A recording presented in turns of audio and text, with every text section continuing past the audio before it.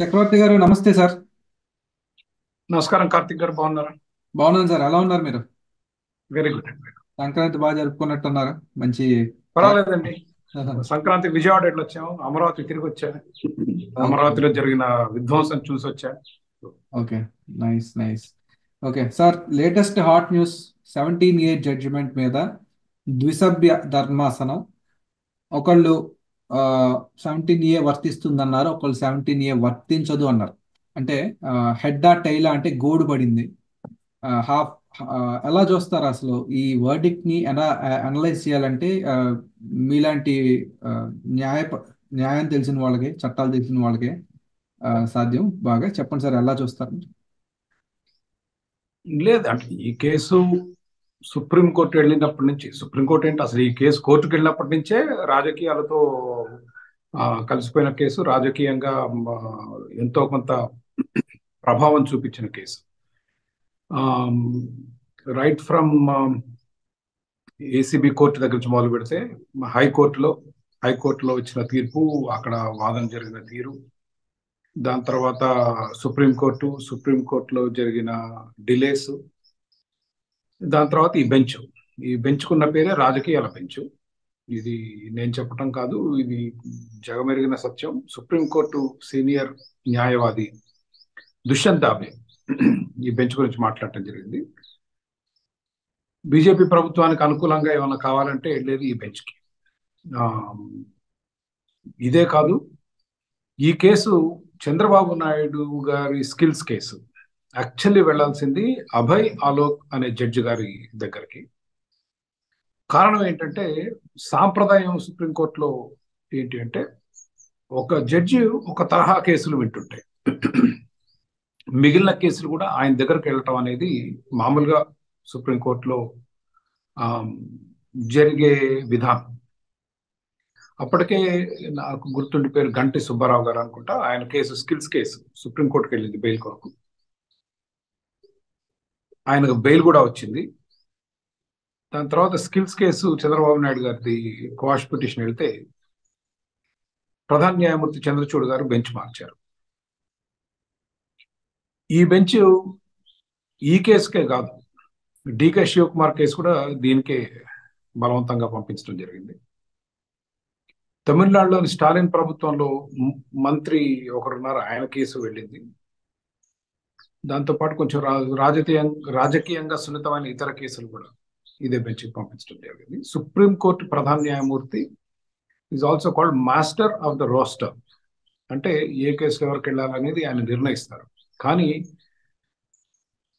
ఆయన తనకు నచ్చినట్లు కాకుండా అక్కడ కొన్ని విధానాలు, కొన్ని సాంప్రదాయాలు, గతంలో ఏ విధంగా కేసులు ఇచ్చేవాళ్ళు, దానికి అనుగుణంగా ఆయన కేసులు అలొకేట్ చేయాలి. ఆయన ఈ కేసు విషయంలో చేయలేదు. సో దాని ప్రభావం మనకు కనిపిస్తూనే ఉంది, అందరం చూస్తూనే ఉన్నాం.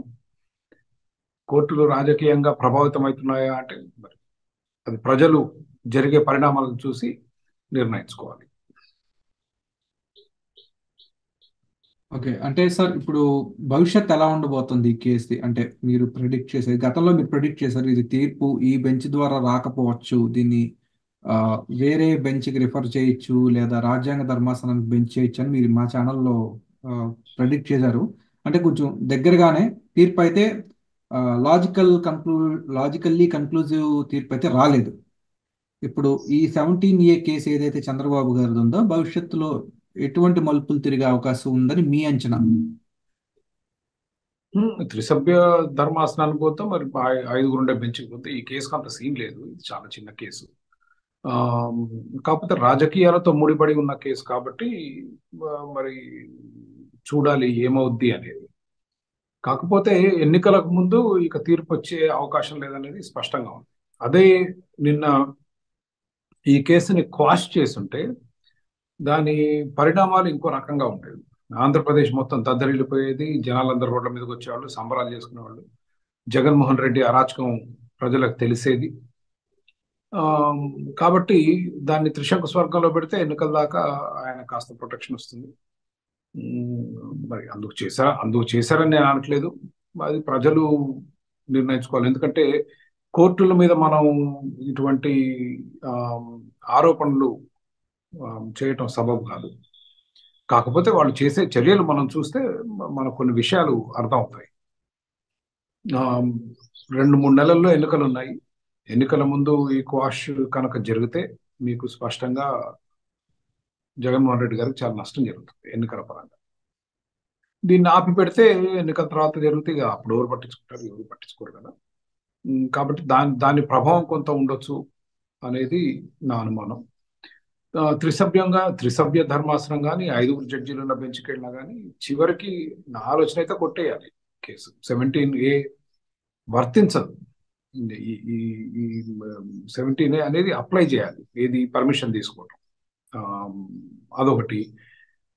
ఒకవేళ క్వాష్ చేయకుండా చంద్రబాబు నాయుడు గారి అరెస్టు సబబు అని గనక తీర్పు ఇస్తే నిన్న సుప్రీంకోర్టు, వెంటనే మోడీ గారి మీద కేసులు వేయచ్చు.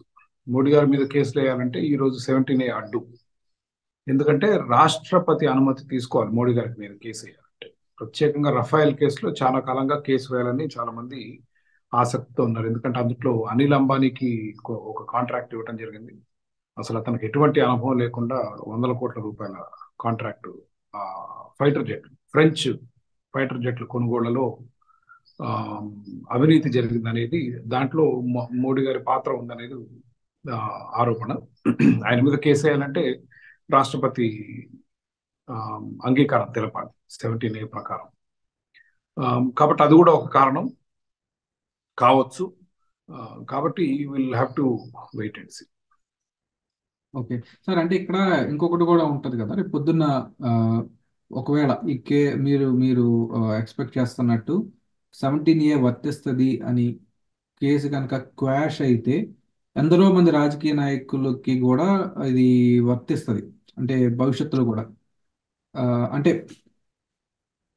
చంద్రబాబు నాయుడు గారికి అనుకూలంగా వర్డిక్ట్ వస్తేనేమో కొంతమంది రాజకీయ నాయకులు సేఫ్ అయిపోతారు. అంటే భవిష్యత్తులో ఇప్పుడు జగన్మోహన్ రెడ్డి గారి మీద కేసులు వేయాలన్నా కూడా 17A వర్తిస్తుంది. ప్రస్తుతం కేసీఆర్ గారు, రేవంత్ రెడ్డి గారి వారి ప్రభుత్వం మీద ఏమైనా విచారణ జరపాలన్నా కూడా 17A వర్తిస్తుంది. అలాగే కొంతమంది ఒకవేళ చంద్రబాబు నాయుడు గారికి కనుక వ్యతిరేకంగా వస్తే కనుక సుగమం అయిపోతుంది. అంటే ఇప్పుడు ఈ హోల్ ఈ ఈ ఫ్రేమ్వర్క్ లో ఇది ఒక వింత సిచ్యువేషన్ గా లేదు సార్. దేనికంటే ఇప్పుడు లేదు, 17A వర్తించదు అని ఇప్పుడు చెప్పలేరు వాళ్ళు. అసలు 17A వర్తించదు అని అంటే అంత గందరగోళం అయిపోతుంది మీరు అన్నట్టు. సో 17A వర్తించదు అని చెప్పలేరు. 17A వర్తిస్తుంది అంటే చంద్రబాబు నాయుడు గారు బిగ్ విక్టరీ. మీకు ఇంకేం మీరే చెప్తున్నారు డిలమా ఏంటి అనేది. 17A వర్తించదు అంటే మోడీ గారి దగ్గర నుంచి మొదలు పెట్టి కింది వరకు అందరి మీద కేసు దడ బుక్ చేసేస్తారు. ఓకే. 17A వర్తిస్తుంది అంటే ఈయన మొత్తం ఆంధ్రప్రదేశ్ లో గందరగోళం, జగన్మోహన్ రెడ్డి చేసింది అరాచకం అని ఇంకా అంటే ప్రజలందరికీ తెలుసు ఆయన చేసిన అరాచకం అని. ఇప్పుడు న్యాయ వ్యవస్థ ద్వారా చాలా స్పష్టంగా తెలుస్తుంది. అయితే నా అనుమానం ఏంటంటే ఎన్నికలు అయిపోయిన తర్వాత ఆ 3-member బెంచ్ 5-member బెంచ్ ఇది 17A వర్తిస్తుంది తీర్పిస్తుంది. అప్పుడు కొంచెం కాలం గడిచిపోతుంది. I think that is what we can conclude. Okay, Enki పెళ్లి సుబ్బి చావుకు వస్తుంది అంటారు భవిష్యత్తులో తప్పకుండా. అంతే ఆపి పెడుతున్నారు. రాజకీయ పరంగా కొన్ని లాభాలు ఉన్నాయి కాబట్టి. లాభాలు ఏముంది మీరు చెప్పిందే. 17A వర్తించదంటే ఏముంది, రేపు జగన్మోహన్ రెడ్డి వస్తే తెల్లారి మొత్తం కేసులు ఎమ్మటే వెళ్తాడు జైలుకి. అందులో వాళ్ళు చేసే అరాచకాలు మామూలుగా లేవు కదా. ఇదో దిక్కుమాల గవర్నర్ వ్యవస్థ ఒకటి వచ్చింది మన దగ్గర. So I mean it is completely outdated, పనికిరాని వ్యవస్థ. దాన్ని ఎప్పుడో తీసిపారేయాల్సింది గవర్నర్ వ్యవస్థ. It doesn't do anything. వాళ్ళు ప్రజలచే ఎన్నుకోబడ్డ గవర్నర్ కాదు, కేంద్ర ప్రభుత్వం వాళ్ళకి నచ్చిన వాళ్ళని రాష్ట్ర ప్రభుత్వ వ్యవహారాల్లో జోక్యం చేసుకునే వాళ్ళని తీసుకొచ్చి వేస్తుంది రాష్ట్రాల్లో. సో అదొక పెద్ద భారతదేశానికి అతిపెద్ద సమస్య. రాష్ట్రాలు స్వతంత్రంగా పనిచేయకుండా గవర్నర్ ఒక అడ్డంకి. అయితే ఇప్పుడు 17A వర్తిస్తుంది అంటే గవర్నర్లు, ఇప్పుడు రేవంత్ రెడ్డి గారు ఉన్నారు, కేసీఆర్ మీద కాళేశ్వరంలో అవినీతి జరిగిందని విచారణ చేయాలంటే గవర్నర్ ఒప్పుకోవాలి. గవర్నర్ ఎవరు మనిషి ఉంటాడు? బీజేపీ మనిషి ఉంటాడు. బీజేపీ వాళ్ళు ఒప్పుకుంటేనే జరుగుతుంది. సో ఇవన్నమాట సమస్యలు. కాబట్టి stalemate should continue for now. అది కంటిన్యూ అవుద్ది. ఎన్నికలు అయిన తర్వాత నేను అనుకుంటాం 17A వర్తిస్తుంది అని స్పష్టమైన తీర్పు వస్తుంది అనేది నా అభిప్రాయం. ఓకే. మరొక పాయింట్ సార్, అంటే ఇప్పుడు ఈ హోల్ ఈ ఏదైతే గత పాలకుల మీద ప్రస్తుత పాలకులు కేసులు వేయడం అయితే ఉందో, ప్రైమా ఫేసి ఎవిడెన్స్ ఉంది అని చెప్పి వాదిస్తున్నారు, కానీ కాంక్రీట్ ఎవిడెన్స్, బేసిక్గా కాంక్రీట్ ఎవిడెన్స్ వచ్చేంత వరకు ఆగి, అంటే లాజికల్ గా అన్ని డాట్స్ అన్ని కనెక్ట్ చేసుకుని అప్పుడు అరెస్ట్ చేస్తే ఇటువంటి సిచ్యువేషన్ ఉండదేమో కదా. 100% ఉండాలి. అందుకని మన సంస్కరణలు తీసుకురావాలి. జడ్జిలు న్యాయ వ్యవస్థ కూడా మారాలి. అది సుప్రీంకోర్టు దగ్గర నుంచి మొదలవుతుంది. అరెస్ట్ చేయటం అనేది ప్రైమా ఫేసి ఎవిడెన్స్ బాగానే ఉంది. ప్రైమా ఫేసి ఎవిడెన్స్ లో జడ్జి బాధ్యత ఏంటంటే ఆధారాలు చూసి, ఈ ఆధారాలు కరెక్ట్ అయిన ఆధారం, ఇప్పుడు ఒక ఉదాహరణ చెప్తాను. బీటెక్ రవిని అరెస్ట్ చేశారు. బీటెక్ రవిని అరెస్ట్ చేసినప్పుడు ఆ ఇన్సిడెంట్ జరిగిన తర్వాత, బీటెక్ రవి కేసు మరి మీకు గుర్తుందో లేదో, లోకేష్, టీడీపీ నాయకుడు లోకేష్ కడప ఎయిర్పోర్ట్ కు వచ్చినప్పుడు బీటెక్ రవి అతని అనుచరులు ఎయిర్పోర్ట్ లో అతన్ని ఆహ్వానించడానికి వెళ్ళారు, రిసీవ్ చేసుకోవడం.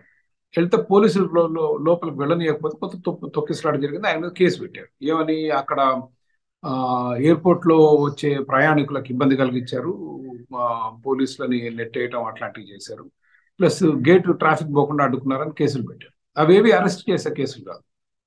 3 ఏళ్ల తర్వాత సడన్ గా ఒక ఇన్స్పెక్టర్ నా చెయ్యి ఇరిగింది అంటే, ఓ పల్లెటూరులో ఎవరో డాక్టర్ ఒక మెడికల్ సర్టిఫికేట్ ఇచ్చారు.